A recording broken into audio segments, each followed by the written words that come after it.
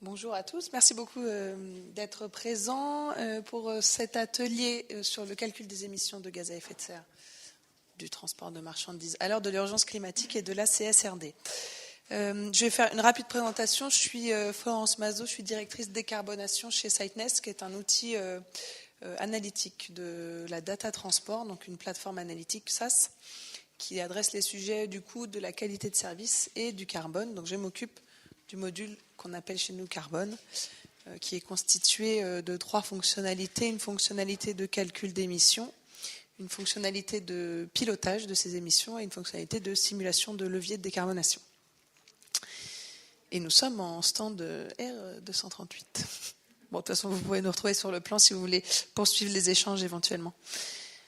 L'agenda, alors un petit point rapide sur les implications de la CSRD pour les entreprises d'un point de vue, enfin de notre point de vue, et donc uniquement sur le calcul des émissions de gaz à effet de serre du transport de marchandises. Donc c'est une toute petite partie pour ceux qui sont à l'aise avec la CSRD. Ça n'est qu'une infime partie de la CSRD, mais qui prend toute son importance puisque maintenant on parle de scope 3 et donc de transport notamment. Ensuite, je ferai un petit point sur le calcul des émissions de gaz à effet de serre. Quelles sont les options qui sont disponibles sur le marché en fonction de la réglementation aussi. Et puis rapidement, un cas client d'un acteur du luxe qu'on a intégré cette année, notamment parce que des sujets sur le calcul d'émissions de gaz à effet de serre dans le cadre de la CSRD. Alors la CSRD, rapidement, donc il existait déjà un reporting évidemment extra-financier pour des entreprises de taille importante. Depuis cette année, enfin à partir de janvier 2025 sur l'année 2024, on parle de CSRD, donc c'est une directive européenne qui oblige les entreprises à fournir des informations sur 3 axes. L'axe social, donc les questions sociales et sociétales. C'est une grosse erreur là, donc c'est pas social environnemental, c'est social et sociétal. Des questions de gouvernance, donc transparence sur les pratiques de gestion, responsable et éthique, et puis le sujet de l'environnement, l'axe environnemental, donc l'eau, la consommation d'eau, la pollution, la biodiversité, et le bilan carbone, les émissions de gaz à effet de serre, et la réduction de l'impact aussi, qui est un point important, qui n'existait pas vraiment avant. Les nouvelles obligations. Dans le cadre de cette CSRD. Donc l'objectif, c'est une harmonisation du reporting extra-financier entre les entreprises. Donc déjà que tout le monde ait la même méthodologie, qu'on puisse comparer les entreprises les unes avec les autres, qu'on améliore la qualité des données qui sont publiées. Jusqu'à présent, c'était l'obligation d'audit dont je parle à la fin ici, elle était beaucoup moins forte. Donc il y avait évidemment des règles à respecter, mais c'était quand même moins cadré et moins certain. La grosse nouvelle obligation, c'est l'obligation de reporting sur le scope 3, donc scope 1 et 2, émissions, on va dire plutôt directes, liées à la consommation d'énergie notamment. Scope 3, c'est tout ce qui est indirect, les achats, les services, et donc souvent le transport de marchandises sous-traité. Et donc évidemment, du coup, une importance qui devient plus grande. Et le dernier point important, c'est l'obligation de publier un plan d'action de réduction de cet impact associé à la publication de cet impact. Donc, ça, c'est pour les objectifs. Et le dernier sujet dont je parlais, c'était l'obligation d'audit. Donc, l'année prochaine, ce sont en gros les entreprises du CAC 40 en France qui sont concernées, mais dès l'année d'après, les plafonds en termes de chiffre d'affaires, en termes de nombre de salariés vont réduire. Et au niveau européen, c'est environ 50 000 entreprises qui vont être concernées en 2026. Et on peut s'attendre à ce que, évidemment, de plus en plus d'entreprises soient concernées par ces obligations. Ce que les vérificateurs vont vérifier, c'est la rigueur méthodologique. Est-ce qu'en termes de périmètre, on est cohérent entre le rapport financier et le rapport extra-financier? Et des précisions attendues sur la méthodologie. La méthodologie en termes de collecte de données, en termes de qualité de la donnée collectée, et sur le calcul des émissions, la méthodologie de calcul évidemment, mais aussi les facteurs d'émissions qui sont utilisés. Ici, je ne parle pas du tout d'ISO parce que dans la réglementation CSRD, il n'y a pas de certification obligatoire. Ce qui est important pour le vérificateur, c'est la transparence vis-à-vis de la méthodologie. En fait, on sait que quand on parle de calcul d'émissions de gaz à effet de serre, il y a une incertitude qui est très forte par nature, parce que les facteurs d'émissions ont un niveau d'incertitude important, parce qu'on sait que la donnée, elle est complexe à collecter. Donc le vérificateur, il sait ça. Par contre, en revanche, il attend beaucoup de transparence sur la méthodologie. Quelle est la logique de calcul? Est-ce que les sources d'émissions, des facteurs d'émission sont disponibles?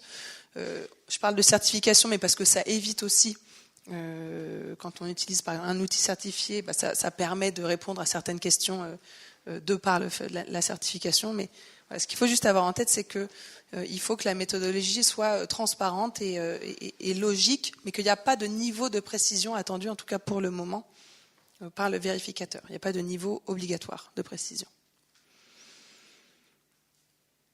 Je vous laisse m'arrêter si vous avez des questions au fil de la présentation, et puis de toute façon on pourra faire un point questions à la fin évidemment.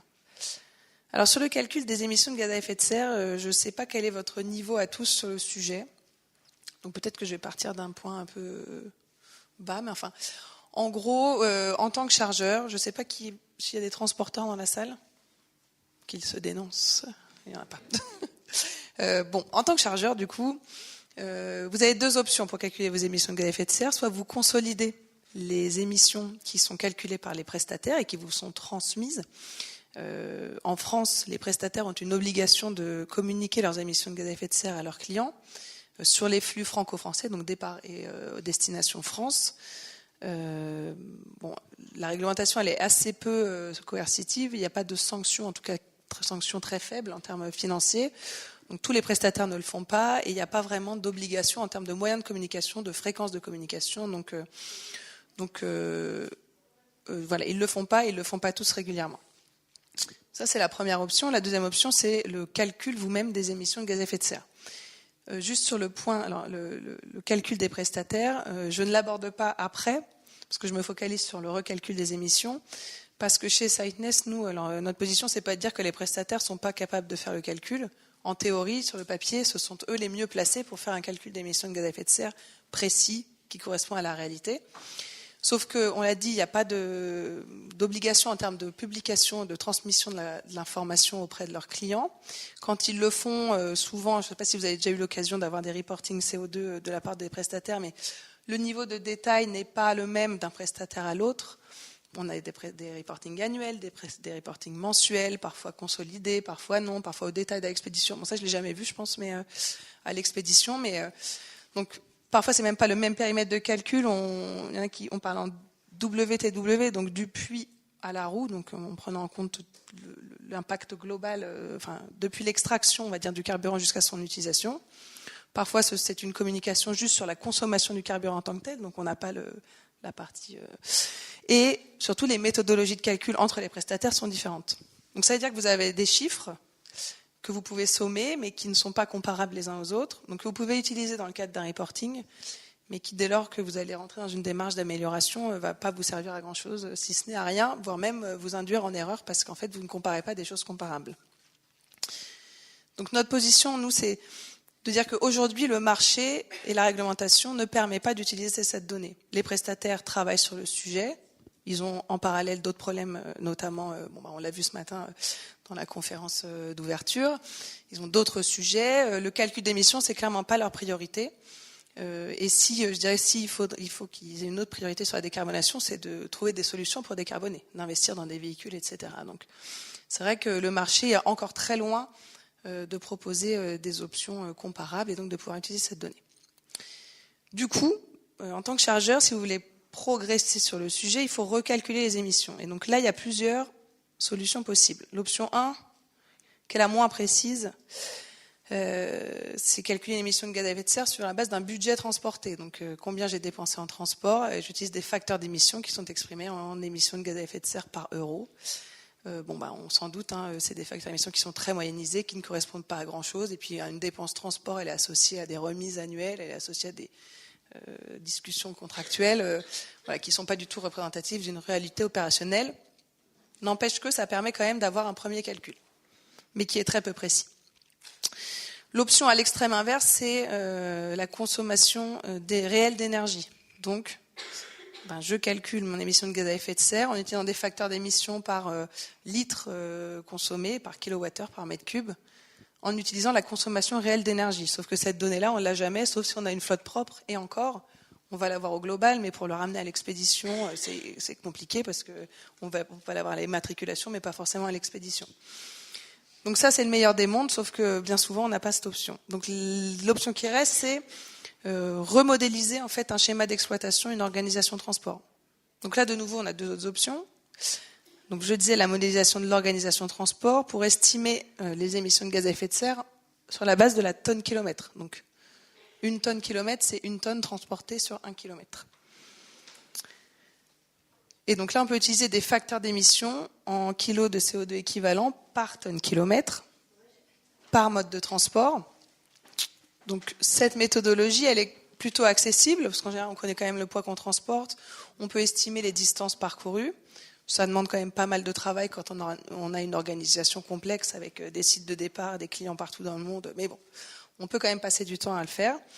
Sauf que le problème des facteurs d'émission par tonne kilomètre, c'est que de nouveau, ils sont moyennisés. Ils prennent en compte un type de véhicule moyen sur un périmètre moyen, un taux de remplissage moyen, une énergie qui va être spécifique aux facteurs d'émission, mais ça prend en compte des pratiques du secteur qui ne sont pas forcément représentatives de votre organisation de transport. Donc vous allez avoir un chiffre qui va être plus ou moins loin de la réalité, mais qui ne sera pas complètement déconnant en termes d'ordre de grandeur, sauf que derrière, quand vous allez vouloir rentrer dans le détail de vos leviers de décarbonation sur le taux de remplissage, par exemple, ou le type de véhicule, ou les distances parcourues, ça va être compliqué de les identifier d'une part et de les retrouver après, derrière, en termes d'impact. Donc la dernière option, c'est de modéliser l'organisation de transport pour estimer la consommation d'énergie. Et donc là, en fait, on se retrouve à utiliser des facteurs d'émission par litre, par kilowattheure, par mètre cube. Mais le travail qu'on a fait avant, c'est estimer la consommation d'énergie. Et comment on estime la consommation d'énergie ? En estimant le type de véhicule qu'on a utilisé, le mode de transport, le taux de remplissage, l'énergie, la distance parcourue en charge, à vide. Donc tout ça, ça peut paraître complexe, mais c'est le seul moyen aujourd'hui de faire une estimation de son impact climatique qui correspond à une organisation de transport spécifique, d'identifier des leviers de décarbonation, de mettre en place ces leviers et de voir l'impact de ces leviers dans le calcul. Parce que si vous considérez votre taux de remplissage propre, vous augmentez ce taux de remplissage, donc votre taux de remplissage il est intégré dans le calcul, et vous voyez la diminution de votre intensité carbone, par exemple, dans votre pilotage. Mais évidemment, ça implique de pouvoir modéliser son organisation de transport. Donc ça implique de connaître ce qui se passe à partir du moment où vous remettez la marchandise à votre transporteur. Donc là, c'est effectivement, donc, on en revient aux attentes des chargeurs. Donc, qu'est-ce qui est attendu ? Se mettre en conformité avec la réglementation. Pour avoir un calcul spécifique et une organisation, là je dépasse vraiment le reporting. Je suis vraiment dans une démarche d'amélioration. Donc il me faut un calcul homogène quand j'ai plein de BU, quand j'ai plusieurs BU. J'ai besoin d'analyse, de pilotage, de pouvoir communiquer en interne avec équipe RSE, avec équipe production, CODIR, etc. En externe avec mes prestataires. Identifier des points d'amélioration, construire des plans de décarbonation, collaborer avec ses prestataires et mettre en perspective le coût, la qualité et le CO2. Alors que dans la réalité, on n'a pas de données, elles ne sont pas digitalisées, elles sont incomplètes. Beaucoup de sous-traitants, ce qui amplifie en fait la disponibilité de cette donnée, enfin plutôt la non-disponibilité de cette donnée. On en parlait, les reporting GS des prestataires qui sont trop consolidés, des systèmes d'information qui sont différents, le calcul d'émissions incomparable et aussi les prestataires qui ne sont pas encore prêts aujourd'hui à partager des informations en termes d'activité de transport. Parce que ils considèrent que ces informations-là, c'est leur cœur d'activité, c'est ce qui fait la différence vis-à-vis de leurs concurrents. Et puis, pour certains, ils ont aussi peur que vous, avec ces informations-là, vous en profitiez pour négocier des coûts peut-être moins forts, etc. Donc c'est vrai que pour l'instant, le marché n'est pas du tout prêt à partager toutes les informations dont je parlais avant, type de véhicule, distance, comment ils font, comment ils opèrent. Donc ça veut dire qu'il faut modéliser sans avoir d'informations complètes, en tout cas de la part des prestataires. Bon, vous me voyez venir. Cet exemple, c'est donc un acteur du luxe qui avait les problèmes que j'ai soulignés. Donc, une organisation complexe, donc avec 40 business units, des maisons, une holding qui a une vision de transport très très limitée, Des systèmes d'information très différents, voire inexistants, un périmètre géographique mondial, de très nombreux transporteurs routiers, aériens et maritimes, et donc une grande complexité à consolider la data, connaître l'organisation de transport, et donc calculer des émissions de gaz à effet de serre dans le cadre de la CSRD, donc avec une obligation de couverture complète, une méthodologie transparente, des facteurs d'émission à jour et qui tiennent la route, qui sont représentatifs, et puis aussi une démarche de décarbonation importante, puisqu'ils en étaient déjà au-delà du stade du reporting, mais aussi la mise en place d'un plan d'action et aider les maisons à identifier des leviers de décarbonation. Donc un besoin en termes de pilotage et de connaissance de l'organisation de transport important. Donc ce qu'on a fait avec eux, c'est ce qu'on fait en fait avec nos clients. Mais alors avec eux, c'était particulièrement prégnant puisque organisation très complexe. La première étape, c'est la collecte de données hétérogènes multisources. L'idée pour eux, c'est de se connecter à leurs prestataires en EDI pour capter les informations de facturation directement chez les prestataires. Parce que les systèmes d'information chargeurs sont soit inexistants, soit incomplets. Donc on se connecte chez les prestataires qui nous envoient leurs données de facturation et dont cet envoi est automatisé. Puisque l'idée, c'est pas de faire ce calcul une fois par an, c'est de le faire tous les mois pour avoir un pilotage intéressant et utile, et à la fin de l'année, d'arriver avec un reporting, des données qui sont déjà prêtes à être utilisées dans le reporting. Donc cette collecte de données, elle n'est pas si simple dans le sens où il faut déjà techniquement se connecter aux prestataires, discuter avec eux des informations qu'ils peuvent bien nous envoyer, d'automatiser cet envoi et de s'assurer que le format qu'on reçoit, il est toujours le même. En gros, ce qui est important pour nous, c'est la connexion EDI. S'il y a une intervention humaine, ça va forcément pas fonctionner à un moment, parce que la personne va oublier de le faire. Donc, il faut que ça soit automatique et que le format corresponde. Donc, c'est pour ça que nous, on privilégie la facture, parce que c'est quelque chose que les prestataires ont l'habitude d'envoyer. Et c'est un format qui est assez commun et qu'ils maîtrisent. Donc voilà. Et on a souvent assez d'informations dans la facture pour pouvoir faire un calcul d'émission au moins proche de la réalité. Et dans le temps, on progresse sur la donnée qu'on capte. Ensuite, le gros du travail, c'est la normalisation de la data. Donc, comment on s'assure que les sites d'expédition et de destination sont lisibles en termes de zip code, en termes de business unit. Comment on s'assure que l'information essentielle dont on a besoin, le poids, est disponible. Si on n'a pas de poids, comment on transforme des métrages linéaires en poids, etc., etc. Donc ça, il y a un gros travail aussi sur ce sujet-là, mais qui implique le chargeur et le prestataire. Et après, une fois qu'on a fait tout ce travail-là, il y a un travail de paramétrage du calcul avec le chargeur. Donc, dans ma donnée brute, j'ai mon origine, ma destination, mon poids. Si j'ai pas mon mode de transport, comment je le définis? Avec des règles de gestion. Donc, je sais quand c'est des Schenker, c'était du maritime ou du routier, de l'affrètement. FedEx, c'était de l'express. Donc, l'idée, c'est de définir des règles de gestion, mais qui sortent pas de nulle part, qui sont les règles de gestion que les opérations utilisent. Donc, on réinvente rien. En général, on digitalise ce qui est connu et maîtrisé par les agences transport, par les responsables supply, dans les contrats, etc. Juste ce qui n'est pas présent dans la donnée brute, on l'automatise pour enrichir toutes ces données dont je parlais tout à l'heure.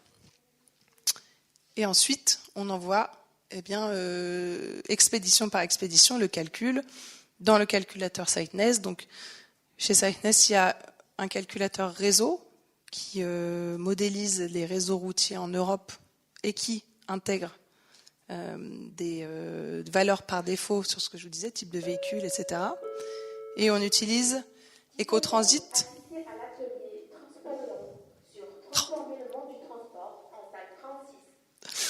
Et on utilise Ecotransit, pour ceux qui connaissent, qui est un outil vraiment de référence sur le marché, notamment pour les flux overseas. L'idée d'Ecotransit, c'est de la même façon d'avoir des valeurs par défaut qui sont basées sur un historique, sur des bases qu'ils achètent IATA auprès du Clean Cargo Group, qui sont en fait des abacs sur ce qui s'est passé sur le maritime, sur l'aérien, sur le ferroviaire, en termes de consommation. et qui permet de mettre des valeurs par défaut quand on a une information limitée et de venir préciser les valeurs qu'on utilise en fonction de la donnée dont on dispose. Et ensuite, l'idée c'est de pouvoir piloter donc via un dashboard dynamique. Donc, ça veut dire qu'il faut avoir à la fois des données pour calculer les émissions de gaz à effet de serre, mais aussi des données pour faire des analyses. Donc, ne pas oublier les maisons, enfin en l'occurrence ici le nom des maisons, le type de produit, les types des destinataires, etc. Donc, ce qu'on veut démontrer par là, c'est que plus on arrive à consolider de la donnée chargeur et de la donnée prestataire, et mieux on pourra calculer les émissions et piloter. Et puis ensuite, évidemment, prendre des décisions importantes. Ouais.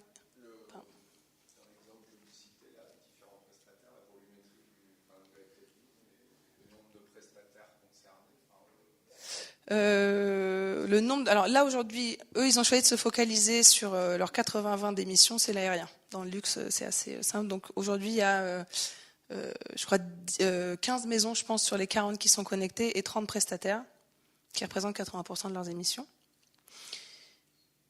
D'accord, mais en fait, c'est le donneur d'ordre dans le secteur du luxe qui fixe son par cahier des charges, ce que vous expliquez, ouais. vis-à-vis de ses prestataires. Alors, là, dans le modèle, c'est le donneur d'ordre qui prend en charge la prestation. Alors non. Ouais, nous, en fait, on a la solution technique. Oui. Et le donneur d'ordre, en fait, nous donne l'autorisation d'agir en son nom auprès des prestataires, en gros. Et la solution technique, par contre, c'est SiteNest qui la développe pour collecter la donnée. C'est un contrat tripartite, en fait, non ? Non, chaque prestataire a un contrat avec le donneur d'ordre, et nous, on a un contrat. Effectivement, il n'y a pas de... Alors, on a des clients qui, maintenant, intègrent dans leur contrat prestataire, dans leurs appels d'offres, l'obligation de transmettre des informations à SiteNest. Là, en l'occurrence, ce n'était pas encore le cas. Donc, c'est plutôt des accords commerciaux qui font que ça se développe et les prestataires y trouvent leur intérêt aussi. Parce que déjà, ils s'affranchissent de ce sujet calcul d'émissions de gaz à effet de serre. Alors, pas tous, il y en a certains qui préféreraient qu'on utilise leurs résultats. Mais on n'a pas de refus, peu ou pas de refus. En fait, j'ai en tête un prestataire qui a demandé.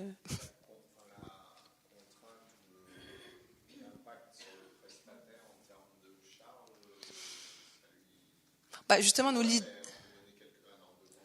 honnêtement, j'en sais rien. Alors, je pourrais parce que comme on a un prestataire qui nous a demandé un surcoût.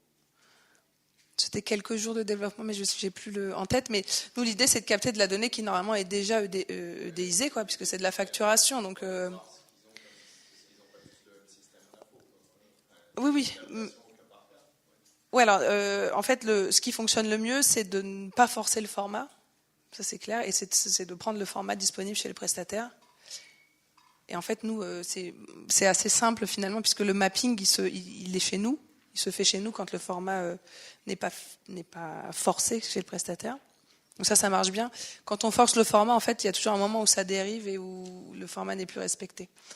Donc en fait, sur le papier, l'effort chez le prestataire, il est très limité. Il y a quand même une petite partie de développement. Mais en fait, il faut aussi avoir en tête que ça, donc on l'a fait pour ce client-là. Mais vous êtes tous à avoir les mêmes prestataires à un moment. Donc, une fois que le tuyau il est construit entre nous et un prestataire, il suffit juste au donneur d'ordre de dire tu envoies à SiteNest les données pour mon compte à moi, dans le format que tu utilises aujourd'hui avec eux.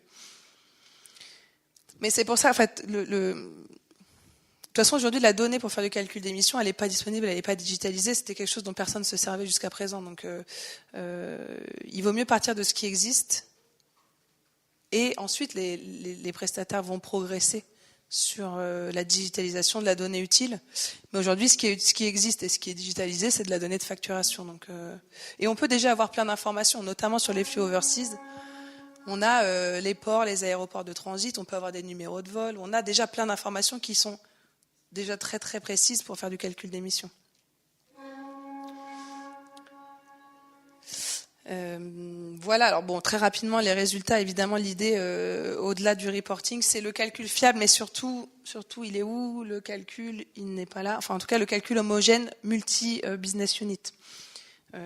Parce que comparaison possible, parce que communication entre les maisons sur un langage commun, et puis avec la direction RSE du groupe, et puis communication avec les prestataires aussi sur un même, de nouveau sur un langage commun, avec une méthodologie commune à tous.